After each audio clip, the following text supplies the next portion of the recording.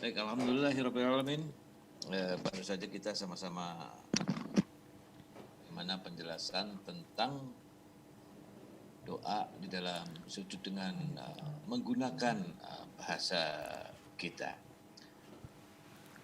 Baik, jika ada yang ingin bertanya, silahkan langsung di unmute barangkali sambil kita menunggu juga guru kita yang lain. Ada Ustadz Yusuf Mansur belum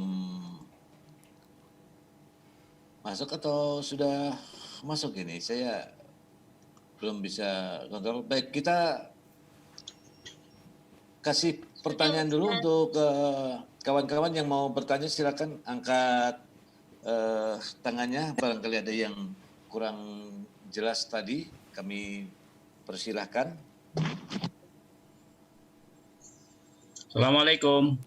Waalaikumsalam warahmatullahi wabarakatuh. Kif halakum ya Syafiq? Ahlan wa sahlan, Masya Allah. Kabar Ustaz? Lama nggak jumpa antum, Masya Allah. Nahnu ba'id ankum, nahnu hina fi Jember. Baik. Tadi terakhir saya dengar bahwa solusinya buat kita yang punya hajat, punya keinginan, berdoalah dengan bahasa Arab kalau mampu. Kalau yang tidak mampu, persilahkan. Saya pikir keluarga Daku ini terbilang mampu. Sehingga tidak ada kesempatan buat berdoa dengan bahasa Indonesia. Maka bukankah akan lebih selamat ya jika kita mengungkapkan doa dengan hati kita. Sebab tadi disampaikan pula bahwa doa itu asalnya dari dalam hati, diungkapkan dengan lisan kita. Jangan sebaliknya, diungkapkan dengan lisan sementara hatinya lalai. Maka mungkin di dalam sholat itu akan lebih selamat di dalam dengan ungkapan dengan hati kita. Saya rasa begitu. Mungkin lebih diperjelas lagi dengan Syafiq. Ya, jazakallah khair Ustaz. Masya Allah, jazakallah khair atas masukannya. Jadi memang kalau dikatakan tadi keluarga Daku semuanya bisa bahasa Arab, selesai sudah. Kajian kita nggak usah dipakai di sini gitu. Jadi ketika orang bisa bahasa Arab selesai, maka dia wajib berbahasa Arab. Mungkin ini menjadi pendapat yang paling selamat. Namun kalau tadi Pak Kiai nyebutkan berdoa di dalam hati, memang seperti ini. Apa yang terbetik di hati kita itu Allah tahu. Tapi Allah nyuruh kita minta. Jadi ketika orang meminta dengan hatinya saja, lisannya tidak ikut, maka sejatinya dia belum disebut berdoa. Maka ketika Allah mengatakan wa idza sa'alaka 'ibadi 'anni fa inni qarib ujibu da'watad da'i idza da'ani. Kalau dia minta, makanya Nabi SAW doa-doanya semua dilafalkan. Beliau memanggil Allah. Beliau mengatakan Robbi, Robbana. Jadi hati itu memang asalnya doa. Tapi memang ketika mau minta, ya minta sama Allah. Kadang-kadang ada orang yang mengatakan, enggak, Allah kan udah tahu dengan isi hatiku. Tapi kau suruh minta.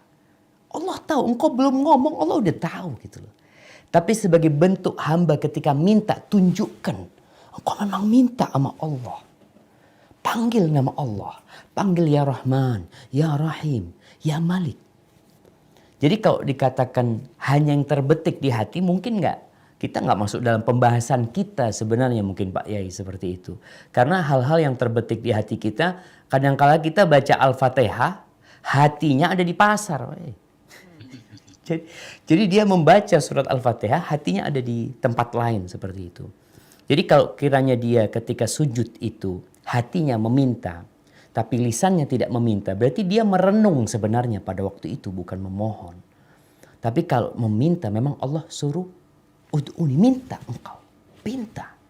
Panggil nama Allah Azza wa Jalla. Makanya kalau kita lihat doa-doa para nabi, bagaimana Nabi Zakaria dipanggil Allah Azza wa Jalla. Cuma memang pembahasannya kan tadi berkaitan dengan bahasa. Apakah bahasa Arab boleh atau nggak boleh. Memang kalau dalam madhab Syafi'i, dan memang itu yang banyak dipakai di Indonesia, mereka berpendapat qaulan wahidan nggak boleh. Terus solusinya, jadi kalau solusinya mungkin bukan berdoa dalam hati ketika sujud. Tapi solusinya buat yang berpegang teguh dengan madhab Syafi'i ini, maka doanya di selain sholat. Selesai sudah. Cari waktu-waktu mustajab yang lainnya gitu loh. Hada wallahu a'lam bishawab. Ya. Ya silakan Wi, yang lain kalau ada yang mau nanya Wi. Baik, alhamdulillah baru saja nih Kiai Kosasi sudah mempertanyakan sebetulnya banyak yang mesti ditanyakan, barangkali silakan untuk kawan-kawan yang lain yang mengikuti kuliah wisatahati.com ataupun kawan-kawan dari keluarga besar Darul Quran, silakan untuk Ustadz Jamil. Nah, ya Jamil. Salam. شيخنا دكتور ما شاء الله. ما شاء الله. كيف حالك أستاذ جميل؟ عساك الحمد لله بخير. طيبين. ما شاء طيبين ما شاء الله. الله. Ini yang ikut bukan hanya keluarga besar pesantren, tapi juga kawan-kawan kuliah online. Jadi yang punya latar belakang macam-macam lah. Mungkin tadi Kiai ngelihat ada beberapa teman-teman pesantren ya. Ini yang ikut lumayan banyak ini Ustaz. 539 sampai saat ini, alhamdulillah. Masya Allah. Masya Allah. Ada pertanyaan, titipan pertanyaan dari istri. Oh, dari nyonya. Dari nyonya. Kalau tadi seputar bahasa Arab atau ajami dengan bahasa non Arab, sekarang apakah boleh jahar ataukah dibaca dengan sir? Itu aja sih. Nah, Maksudnya dilafalin atau enggak gitu. ya ini mungkin kembali kepada apa yang disampaikan Kiai Kosasi tadi ya. Kalau bicara jahar sama sir ini, kalau yang dimaksud adalah dilafalkan dengan tidak dilafalkan, berarti kan pertanyaannya apakah dengan hati saja atau diucapin. Pembahasan semua tadi yang kita baca itu diucapin. Jadi yang kita bahas tadi itu, kalau bicara di hati selesai sudah. Nggak perlu orang, tadi Anda sampaikan ada orang baca Al-Fatihah hatinya ke pasar nawar-nawar. Dia berpikir nanti barang itu Anda tawar sekian ya. Kira-kira dikasih apa enggak gitu ya. Seperti itu. Itu tidak membatalkan sholat. Walaupun dia mamanya ketika membaca Al-Fatihah itu hatinya di pasar gitu. Itu tidak membatalkan sholat. Jadi yang dibicarakan oleh mereka ini adalah ketika doa itu dilafalkan. Kalau sesuatu yang terbetik di hati itu bukan doa. Makanya dikatakan Allah itu memaafkan umatnya. Kata Nabi SAW, amma haddathat bihi anfusuhum. Allah itu memaafkan hamba-hambanya. Apa yang dibicarakan dalam hati mereka. Malam yatakallamu au ya'malu. Selama mereka belum melafalkannya, selama mereka belum mengamalkannya. Jadi pembahasan kita ini adalah ketika doa itu dibaca, diucapkan dengan lisan. Jadi kalau apa yang terbetik di dalam hati, ya memang sejatinya kadang-kala terbetik di hati kita kebencian ini macam-macam. Selama kita nggak bicara, Allah maafkan hal itu. Maka maaf, Anda tadi sampaikan bahwasanya ketika orang diam, berarti dia tidak berdoa. Kalau dia makan, Allah akan tahu dengan isi hati anak, Ustaz. Apa yang anak inginkan Allah tahu, naam. Tapi engkau disuruh minta. Jadi pembahasan kita ketika dikatakan sampai batal sholatnya, itu karena dilafalkan. Kalau bicara dalam hati, nggak masuk dalam pembahasan kita sebenarnya. Seperti itu. Hadza wallahu a'lam bishawab. Baik, silakan yang lainnya atau mungkin Ustaz Yusuf Mansur langsung. Saya tuh masih kangen sama Ustadz Syafiq ya. Saya kangen makan di atas. Masya Allah. Nggak ada umroh sekarang ini Ustaz. Bener di Bukit Madinah itu, Masya Allah. Medina ya Allah, nampak Amin. Jabal Uhud ya Allah. Sambil ngeliat lampunya Nabawi, Allah. Masya Allah. Kayaknya udah habis tuh tempat Ustaz. Udah gak ada. Jadi perumahan kayaknya udah. Masa sih? Aduh, jangan-jangan Agung Sedayo Ciputra masuk situ. Ayo teman-teman manfaatin kesempatan. Allah mustaqim, mustaqim. Mau yang إن شاء الله مرة ثانية أستاذنا. amin. لازم تزور معهد. نحن بعيد عنكم هنا وكورونا ما شاء الله.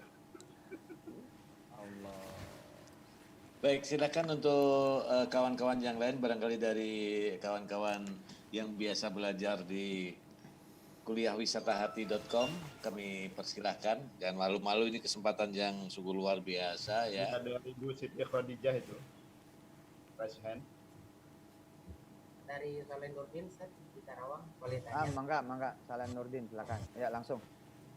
Terhormat Ustaz Syafiq dan Asatid yang dimuliakan Allah Subhanahu wa taala semua. Tadi disampaikan sekilas sumber bahwasannya tidak mesti harus waktu sholat, ada beberapa waktu mustajab gitu ya. Cuma ada sedikit fenomena yang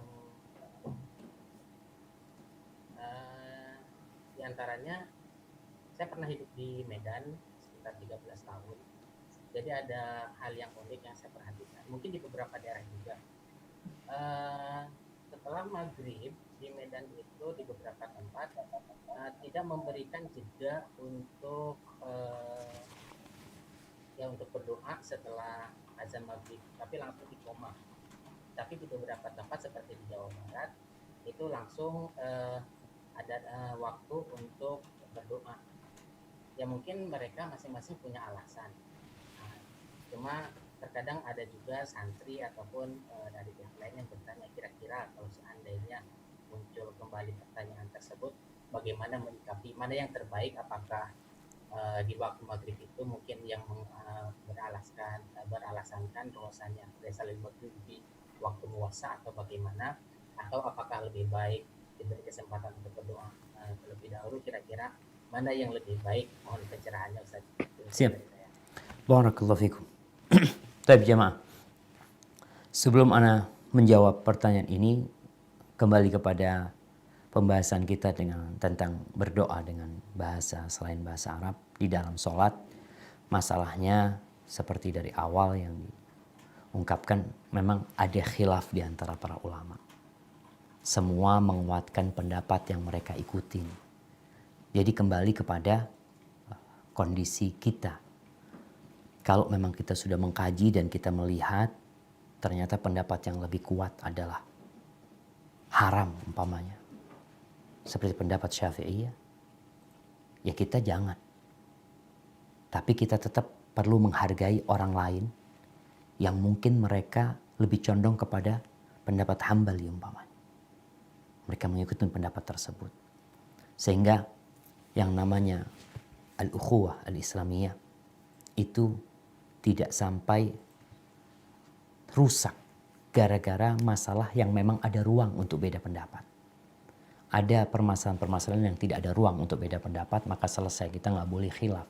Tapi ada masalah-masalah yang memang ada ruang untuk beda pendapat, disinilah hati seorang muslim harus luas menerima saudaranya ketika mereka memilih pendapat yang lain, bukan karena asobiyah, bukan karena fanatik, tapi karena mereka ingin mengikuti kebenaran yang berdasarkan kitabullah dan sunnah Rasul SAW sesuai dengan apa yang diamalkan oleh para sahabat Nabi. Baik, pertanyaan yang tadi berkaitan dengan fenomena yang ada di beberapa masjid, memang habis adzan langsung qomat. Habis adzan maghrib maksudnya, langsung qomat. Tapi di masjid lain, mereka ada jeda waktu. Mana sebenarnya yang lebih utama? Kalau kita melihat prakteknya Rasulullah Sallallahu Alaihi Wasallam, di beberapa hadis disebutkan bahwa Nabi Alaihi Salatu Wasallam mengatakan, "Sallu qabla al-maghrib, sallu qabla al-maghrib, sallu qabla al-maghrib." Salatlah sebelum maghrib, salatlah sebelum maghrib, salatlah sebelum maghrib. Liman sya, bagi yang mau. Hadis ini menunjukkan bahwa di masa Nabi SAW, Nabi mempersilahkan para sahabat untuk sholat sebelum maghrib. Yang namanya sebelum maghrib adalah sebelum pelaksanaan sholat maghrib, tapi setelah tenggelamnya matahari, setelah masuknya waktu maghrib. Sampai diriwayatkan di Masjid Nabawi itu sebelum maghrib, itu para sahabat banyak yang sholat. Mereka cari tiang-tiang, mereka cari sutroh, mereka pada sholat sebelum maghrib. Maka ini menunjukkan bahwasanya waktu sholat maghrib itu berakhir dengan masuknya waktu isya. Insya Allah hal ini dimaklumi oleh semuanya.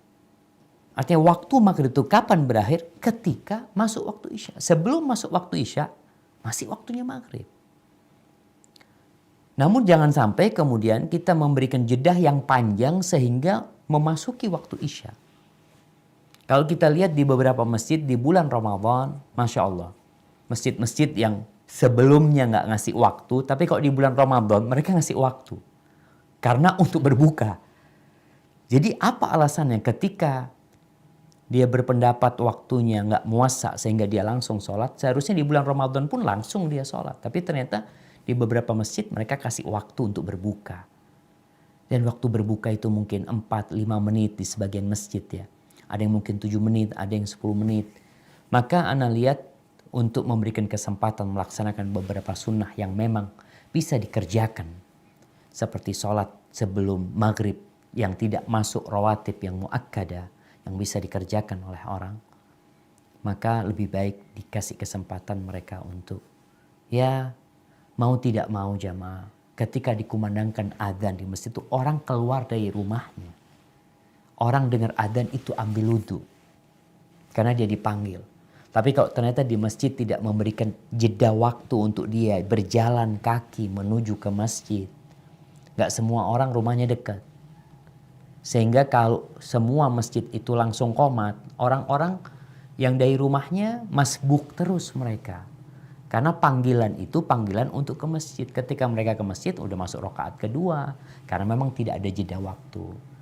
Wallahu a'lam bishawab. Menurut ana ketika kita memberikan waktu yang cukup ya, tapi tidak sampai terlambat karena memang waktu maghrib tidak seperti waktu sholat lainnya, insya Allah itu akan lebih baik. Hada wallahu a'lam bishawab. Baik, alhamdulillahirrahmanirrahim. Ini pada kesempatan sekarang ini saya ingin mencoba untuk membaca pertanyaan dari yang sudah masuk ini dari Widi. Assalamualaikum Ustadz, saya dengan Widi. Pak Dwi, kita batasi sampai 20.45 ya. 20.45. Ustadz Syafiq bisa mungkin ada acara lain atau apa. Masya Allah. Bisa tidur Ustaz. Iya itu dia. Nah kalau beliau jam 9 udah harus tidur soalnya. Baik, Ya, ini monggo. pertanyaannya adalah apakah hukumnya jika kita berdoa dalam sujud terakhir dan kita menangis dalam doa tersebut? Apakah batal sholatnya Ustaz? Nah, barakallahu fikum. Ya. Ini berkaitan dengan doa dalam sujud terakhir. Perlu difahami bahwasanya Nabi SAW ketika mengatakan wa idza sajadtum fa'akthiru fihi minad du'a. Ketika kalian sujud, banyakin doa. Itu tidak khusus sujud terakhir. Karena Nabi mengatakan konteksnya kalau sedang kalian sujud di sholat itu, wa idza raka'tum fa'azzimu fihi rabb. Ketika ruku kalian agungkan Allah Azza wa Jal. Ketika kalian sujud perbanyak doa di sana.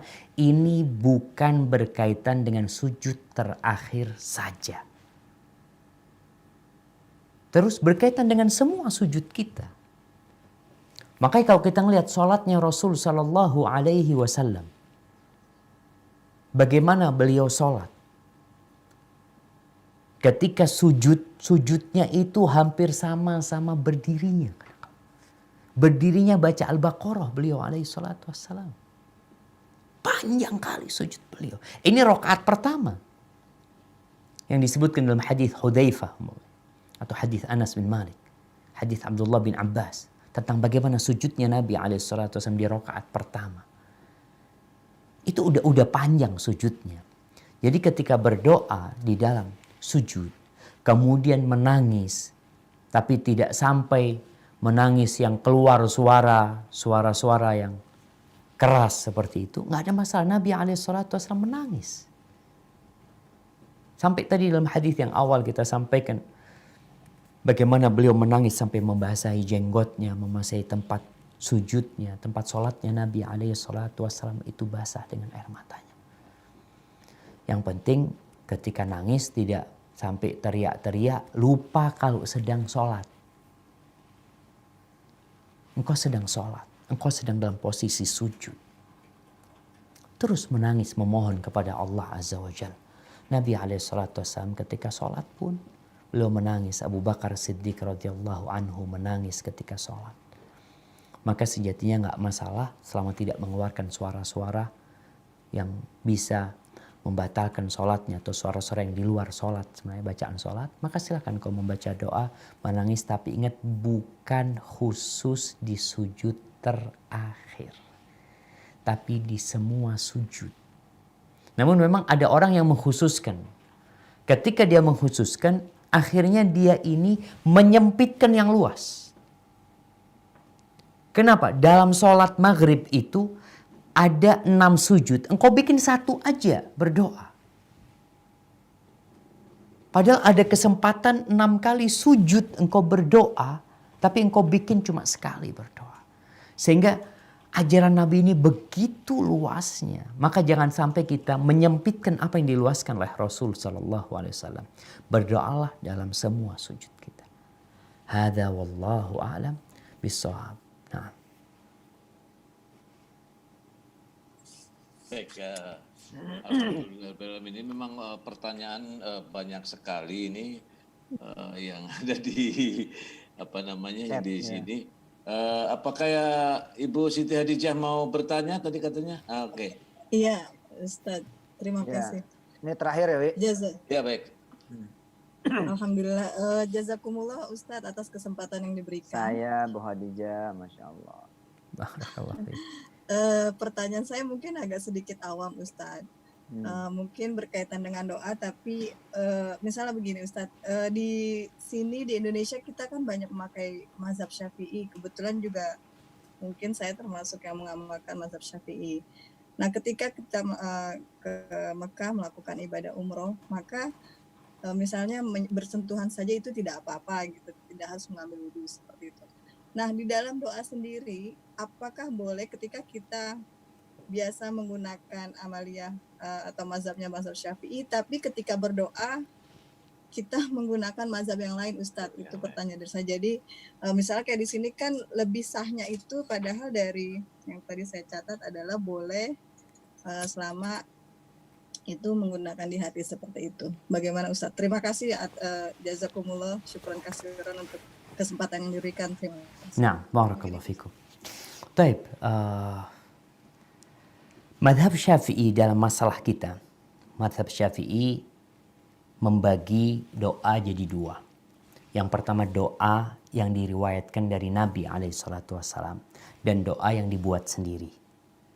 Doa-doa yang diriwayatkan dari Nabi SAW dalam madhab Syafi'i yang lebih kuat adalah diperbolehkan bagi yang tidak mampu berbahasa Arab. Ini dalam madhab Syafi'i. Artinya ketika kita membaca doa, mamanya, ya Allah aku berlindung kepadamu dari azab kubur, dari azab neraka yang tadi kita sudah sampaikan, maka dalam madhab Syafi'i buat orang yang tidak mampu maka diperbolehkan. Ini untuk doa yang diriwayatkan dari Nabi SAW. Adapun membuat doa sendiri bukan dari ajaran Nabi SAW, kemudian dibaca dalam selain bahasa Arab, maka dalam madhab Syafi'i tidak boleh. Ini pendapat Syafi'i. Baik, pertanyaan ibu ini, boleh nggak pindah madhab? Maka perlu dilihat apa alasan pindah madhabnya. Karena jangan sampai kita itu mengambil dari setiap madhab itu yang enak-enak aja. Menurut nafsu kita, anak kayaknya cocok sama madhab ini. Berangkat ke Mekah, aduh ini wudhu, anak harus wudhu terus. Enggak lah, anak mau pindah madhab Maliki atau madhab Hambali lah. supaya tidak batal wudhunya umpamanya. Kalau sekedar mencari kemudahan tanpa memperhitungkan kekuatan madhab tersebut secara dalil. Umpamanya di Indonesia ada janda-janda ngelihat ana mau kawin, wali ana nggak memberikan izin, Ustaz. Ahsan ana pakai madhab Hanafi, kan boleh nikah tanpa wali buat janda. Akhirnya dia pindah ke madhab Hanafi hanya untuk mencari kesenangannya. Maka ini nggak boleh. Tapi kalau ketika dia melihat dia madhabnya Syafi'i secara amilnya, kemudian dia lihat dalam kondisi seperti ini, kok ana lebih condong kepada madhab Hambali umpamanya ya, karena memang kondisinya nggak mampu. Kemudian dia karena orang awam ini nanti madhabnya itu adalah madhab ulamanya. Dia minta fatwa. Ketika dia mendapatkan fatwa dari ulamanya, karena dia tidak bisa mengkaji dalil, kemudian dia merasa hatinya srek kepada ulama tersebut, kemudian dia ambil madhab yang disampaikan oleh para ulama tersebut, nggak apa-apa buat dia. Nggak berdosa dia dalam kondisi seperti ini gitu loh. Bukan berarti kemudian dia juga dikatakan keluar dari madhab Syafi'i, karena dia memang orang awam yang dia ikut pendapat ulama. Dia minta fatwa disampaikan, ya sudah dia ikutin. Ketika dia tidak mampu untuk mengkaji, maka nggak ada masalah insya Allah. Hadza wallahu a'lam bissawab. Allah. Ya. Oke. Cukup kali Pak Dwi, nanti sesi biar kangen sama Ustaz Syafiq, biar kita minta lagi. Ini Kiai Kosase barusan melambaikan tangan. Oh iya silakan Kiai Kosasi, mangga. Masih perlu waktu sebetulnya nih. Masya Allah, Masya Allah. Fadal Pak Yai. Tapi nggak apa-apa lah. Ini waktu berharga. Pak Dokter, ini nampaknya kita perlu perlu pilih pendapat ini. Kalau tadi kan sudah disampaikan ini pendapat Imam Syafi'i, ini pendapat Imam Hanafi. Barangkali kami perlu kira-kira nih yang mana ya yang patut kita lakukan, kita jalankan. Ingin dapat pilihan lah dari Pak Dokter ini. Nah, barakallahu fikum. Ya, kalau bicara pendapat ana, setelah ana mengkaji ya, ana melihat kondisi umat manusia yang tidak semuanya bisa bahasa Arab. Yang pertama, mereka hendaklah belajar bahasa Arab. Artinya tetap seorang muslim itu dianjurkan untuk belajar bahasa Arab. Tunjukkan semangat dia untuk mengkaji agamanya. Untuk berbicara dengan bahasa yang nabinya Shallallahu Alaihi Wasallam berbicara dengan bahasa tersebut. Yang Jibril alaihissalam membawa kalamullah kepada Nabi dengan berbahasa Arab. Dan disampaikan oleh Nabi alaihissalam kepada umat manusia dalam bahasa Arab. Sehingga kita lihat Mesir yang awalnya negara Egypt, negaranya Fir'aun pada waktu itu. Kemudian dikuasain oleh Muqawqis, oleh Romawi. Jadi negeri Arab, berbahasa Arab mereka kemudian. Kemudian Maroko menjadi bahasa Arab. Sudan berbahasa Arab. Aljazair berbahasa Arab. Itu negeri-negeri Afrika, mereka berbahasa Arab gitu. Bagaimana kepedulian mereka dengan bahasa Arab. Ini mendorong kita untuk belajar bahasa Arab. Tapi kalau memang ada orang yang tidak mampu berbahasa Arab. Jadi kalau di Indonesia alhamdulillah banyak orang bisa ngaji. Banyak orang menghafal doa-doa Nabi SAW dalam bahasa Arab sehingga dia bisa membacanya dalam bahasa Arab. Tapi kalau memang ada orang yang tidak mampu berbahasa Arab dan dia punya keinginan, dia memiliki keinginan yang dia nggak tahu harus dengan bahasa Arab. Tadi kita sampaikan kalau dirakit bahasa Arab akhirnya dia juga nggak paham, dia sekedar mengulangi ucapan kata-kata yang dia tidak memahaminya sehingga tidak ada kekhusyuan pada diri dia. Maka ana lihat bagi orang yang tidak mampu, tafadhol. Setelah dia berusaha, kemudian dia tidak mampu, ana rasa kita persilahkan dia untuk meminta, memohon kepada Allah Azza wa Jalla dalam bahasa dia. Dengan catatan dia tidak mampu. Yang mampu bahasa Arab. Apa gunanya belajar bahasa Arab? Karena ana sedih Terus terang ana ini sedih sekali. Lulusan Timur Tengah itu banyak. Lulusan pesantren di Indonesia itu banyak. Tapi kenapa bahasa Arab tidak menjadi bahasa kedua di Indonesia ini? Kenapa ana melihat di pesawat itu ada koran bahasa Mandarin, tapi nggak ada koran bahasa Arab? Karena banyak orang-orang yang lulus dari Timur Tengah, di rumahnya nggak bahasa Arab. Di rumahnya. Dia belajar bahasa Arab 6 tahun di pesantren. Kuliah 4 tahun bahasa Arab. Sampai Indonesia, menikah, punya keluarga. Kenapa anaknya nggak diajar bahasa Arab? Diajak ngomong bahasa Arab. Diajak ngomong. Kita lihat tuh orang-orang yang lulusan Inggris ya, anaknya diajak bahasa Arab sama dia. Bahasa Inggris, afwan. Yang Cina diajak bahasa Mandarin, bisa bahasa Mandarin. Dan subhanallah anak-anak itu jamaah.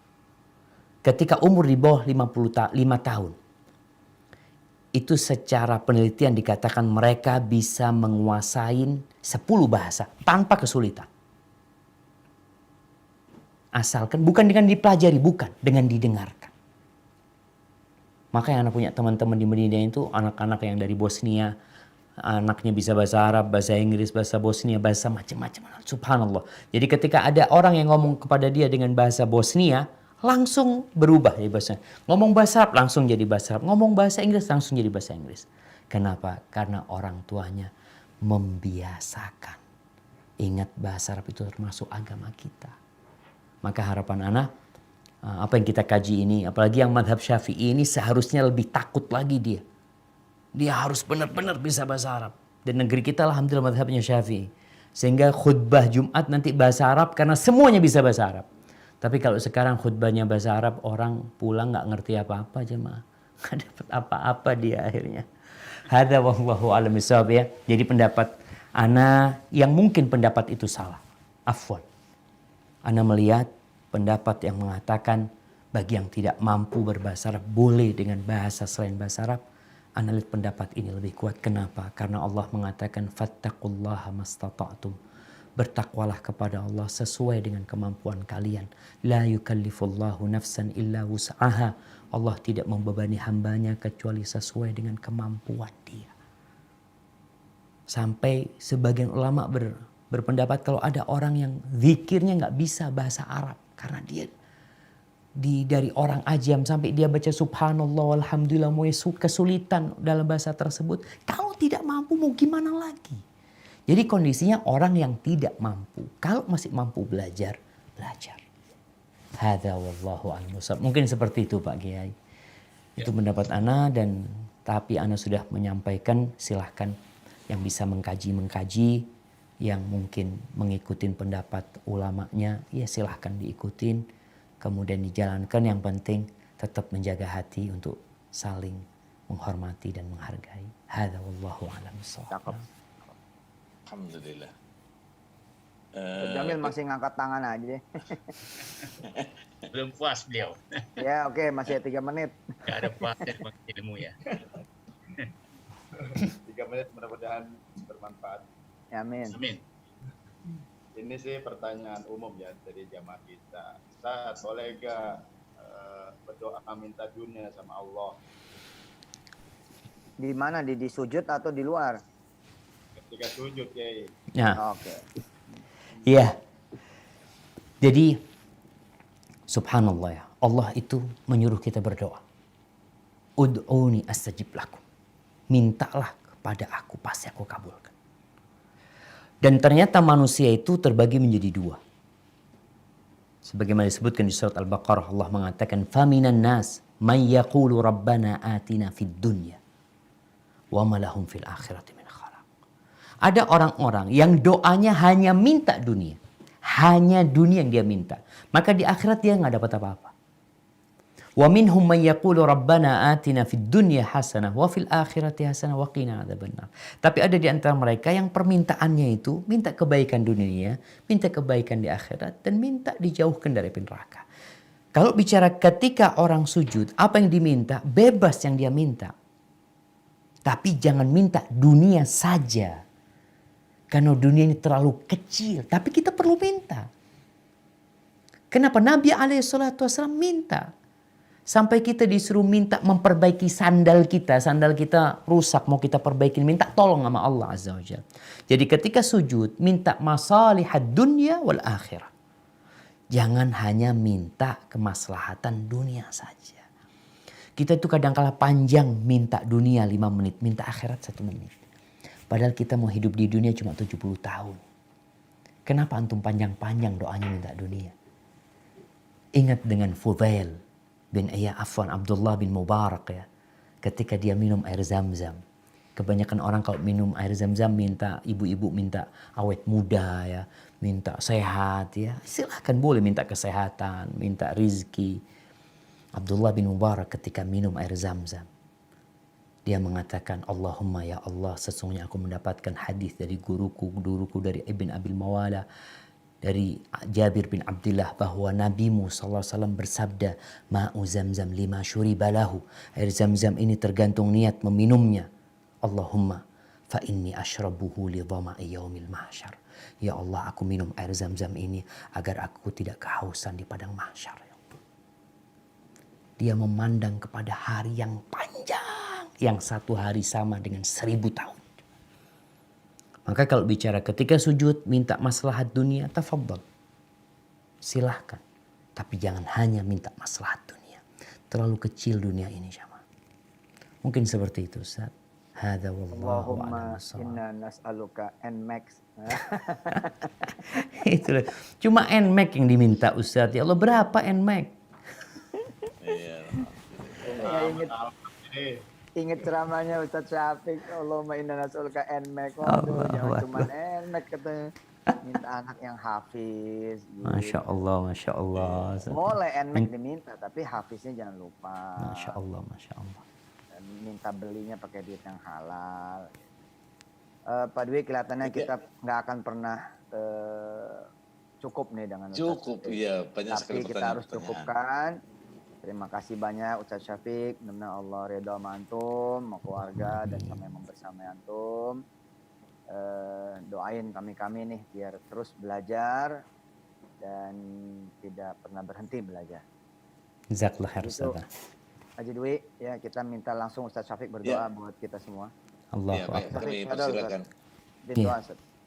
Ya, kalau doa Nabi SAW yang Nabi sering baca di majelisnya. Beliau hampir jarang meninggalkan majelis kecuali telah mendoakan para sahabatnya. Beliau mengatakan, Allahumma qsim lana min khasyiatika ma tahulu bihi bainana wa baina ma'asik. Wa min ta'atika ma tuballighuna bihi jannatak. Wa minal yaqini ma tuhawwinu bihi alaina masa'ibad dunya. Wa matti'na bi asma'ina wa absarina wa quwwatina ma ahyaytana. Waj'alhu al-waritha minna. Waj'al tha'rana 'ala man zalamana. Wansurna 'ala man 'adana. ولا تجعل مصيبتنا في ديننا ولا تجعل الدنيا أكبر همنا ولا مبلغ علمنا ولا تسلط علينا من لا يرحمنا ربنا لا تزغ قلوبنا بعد إذ هديتنا وهب لنا من لدنك رحمة إنك أنت الوهاب ربنا آتنا في الدنيا حسنة وفي الآخرة حسنة وقنا عذاب النار وسبحان ربك رب العزة عما يصفون Wassalamun alal mursalin walhamdulillahi rabbil alamin. Jazakumullah khair Ustaz. Ana undur diri. Makasih Ustaz. Allah barik fikum, jazakallah khair. Subhanakallah. Makasih Ustaz. Silakan. Terima kasih yang membersamai Ustaz Syafiq juga, terima kasih. Ya Allah. Assalamualaikum Ustazana. Fadal.